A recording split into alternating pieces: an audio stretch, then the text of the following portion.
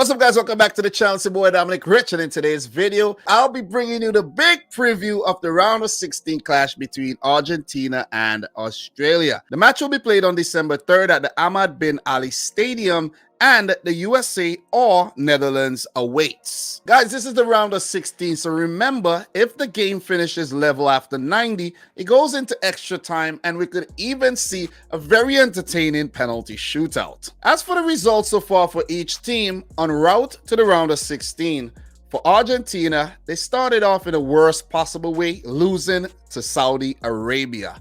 That sent shockwaves to the football world, but Argentina did bounce back in a 2-0 victory against Mexico, followed it up with a 2-0 win over Poland as well to put themselves a place against Australia. As for Australia, things didn't start off too rosy for them as well. They lost to the holders France, but I did say previously that if you're going to get smashed 4-1 by any team, you want it to be the reigning champions, France. They bounced back brilliantly against the North African nation of Tunisia in a 1-0 win and shocked the world by defeating the Danes a 1-0 as well. You know, they say the Australians love to do things the hard way. Go and check their journey through our qualifiers and you see exactly what I'm talking about. Let's talk a bit about who I think are the star players so far at the World Cup for both Argentina and Australia. Well, for Argentina, I was actually tempted to say Enzo Fernandez or Julian Alvarez. But come on, guys, it has to be the GOAT, Lionel Messi. He's been pulling the strings, he's come up with a few goals, and their World Cup hopes rely on Lionel Messi. As for Australia, this one is one that you're not going to expect, but it's the big defender, Harry Souttar. Someone did tell me that he's the tallest outfield player at the World Cup, and look, he's been massive at the bat there for the Aussies. Didn't have a good first game, but the last two games against Tunisia and Denmark, oh man, could be moving to Real Madrid next summer. In terms of the head-to-head between Argentina and Australia, the two teams have met on 7 previous occasions, with Argentina winning 5, Australia winning 1, and the other game ending in a draw. Their last meeting dates back to 2007, where Argentina won the game 1-0, and the only survivor from that match is, you guessed it, Lionel Messi. Let's talk a bit about who I think should start for both teams in this big round of 16 affair. Let's take a look at Argentina, who do play a 4-3-3 formation with Lionel Scaloni, the head coach. So at right back, it's currently Nahuel Molina. I'm looking at the last 11 played against Poland, and I'll let you know if I think the 11 should be tweaked or if it should remain the same coming into this game. Nahuel Molina came in the second game, and he's held down his starting position since, so I think he should remain there. Marcos Acuna, he gives more physicality and more robustness running up the wings than Tagliafico, who is an option off the bench. Otamendi should start, and there's a question mark on whether it's going to be Cristiano Romero or Lisandro Martinez partnering Nicolas Otamendi. In terms of the midfield, look, I think the midfield should remain the same because Alexis McAllister scored in the last game. Enzo Fernandez is that new exciting kid on the block, and I think Rodrigo de Paul's performance in the Poland game was better than that in the Mexico game. We move up into the forward positions where there's Julian Alvarez, Lionel Messi, and Angel Di Maria. And I don't see any reason to change this team at all, with the exception of maybe Cristiano Romero or Lisandro Martinez. Whichever one Lionel Scaloni would want to go with. But Alvarez, he scored. He was dangerous. Lautaro Martinez, nothing so far at the World Cup. Di Maria, he's been very creative.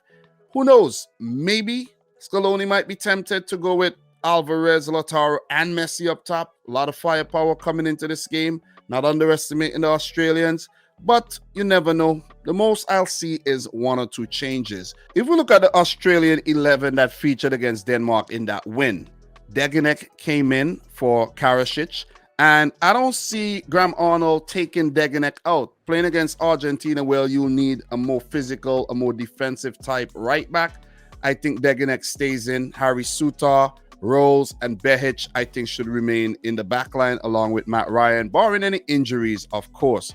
Matthew Leckie scored the winning goal. He should start. Jackson Irvin is one of the players in this Australian team I haven't heard a lot of people talk about, but he's been ever present and he's been doing a great job. Aaron Moy, he will start. Goodwin has been one of their bright sparks as well.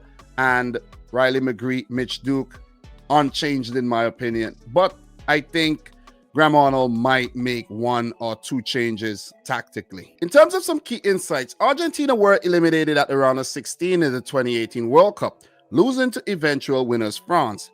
They've never gone out before the quarterfinal stage in consecutive World Cups since the round of 16 was introduced in 1986. Last going out before the last 8 in consecutive years in 1958 and 1962, eliminated in the first group round both times. As for Australia, we look at the number 3 insight here.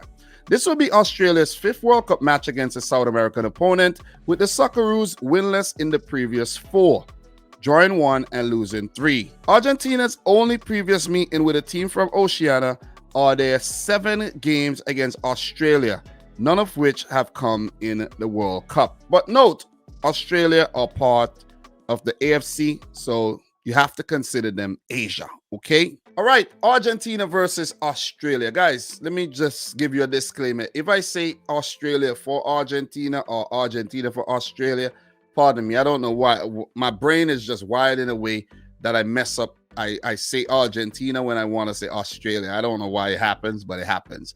But my my prediction for this one, it's very one-sided. I think when Argentina knew that they were playing Australia, they must have had a party, but it's not that simple. Football is not being played like that. You go on the field and anything could happen on the day. Maybe Argentina would have an off day. Australia, all the stars would align. Luck would go their way. Could get a few lucky penalties. Little ricochet here, ricochet there. A deflected shot ends up in the back of the net. Anything could happen. But Argentina are the clear favorites here. And I had them as clear favorites to win the World Cup. But after that hiccup against Saudi Arabia, I was like, oh boy. But Argentina bounced back, you know.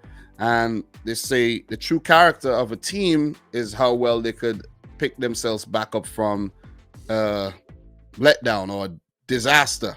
And Argentina have surely done that. Australia too. Both these teams lost their opening games and went on to win the 2 games after. So we have to praise these teams. You got to give them a lot of credit. But look, Australia may have hope for a more winnable game against a team that maybe haven't won the World Cup twice. You see what I mean? And are always contenders to win the World Cup.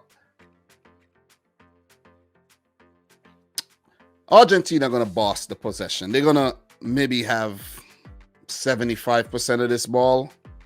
And it will be Australia defending for their lives. But there is a situation where they could keep out Argentina, get a ball in transition, a giveaway in midfield or something, and they could punish, similar to what happened to Denmark. That long ball down to a Matthew Leckie or Riley McGree, and the rest could be history.